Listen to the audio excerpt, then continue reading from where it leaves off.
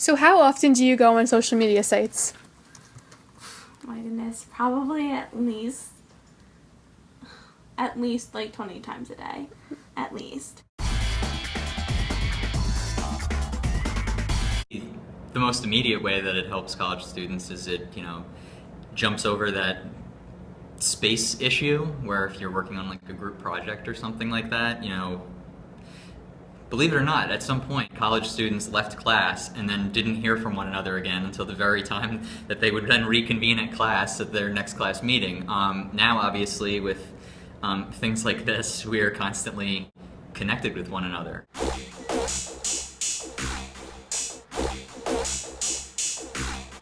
Well, the social media platform that I use is a blog, and you may sit there and go, well, blogs aren't social media, that's one person who's writing one thing and we're all reading it. But I use it as a social media in my class because I have, let's see here, it's me plus 20 students, so there's 21 different authors on the blog. And what we use the blog for is to just talk about current events. So my students will pick a current event out all by themselves, write up about that current event, how it was covered, sometimes their feelings toward it, because you can have opinion in there. And then students in my class will comment on the blog. I really think we benefited from hearing a diversity of voices, and particularly me as a teacher, if my students care about something and want to talk about it, then I want to talk about it with them too. And I think that we had some really great discussions in our class because of that social media blog that we were using. I feel like the more people you know, the more connections you have.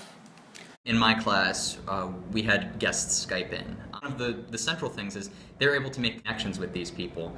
And not in like an awkward way like, oh, excuse me, sir, can I have your email address? No, everyone was willing to give their email address, but also said, yeah, check me out on LinkedIn, connect with me. The first thing I talked about with my students about how they get their news, and so few of them answered. So few. Nobody answered, well, I put on my robe and slippers and walk out to the end of the driveway and pick up my newspaper. Not one person said that.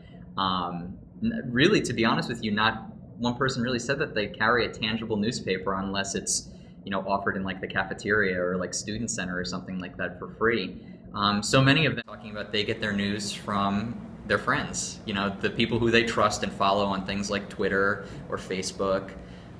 The newspaper delivery guy or gal isn't bringing you the news anymore. And it's not even the, guy or gal in a power suit on the television screen for the evening news who's delivering you the news. It's someone who looks like you or me, who's just tweeting or updating a status about something they care about. And because my friends value my opinion, they're going to click on that link and see the things that I think are interesting.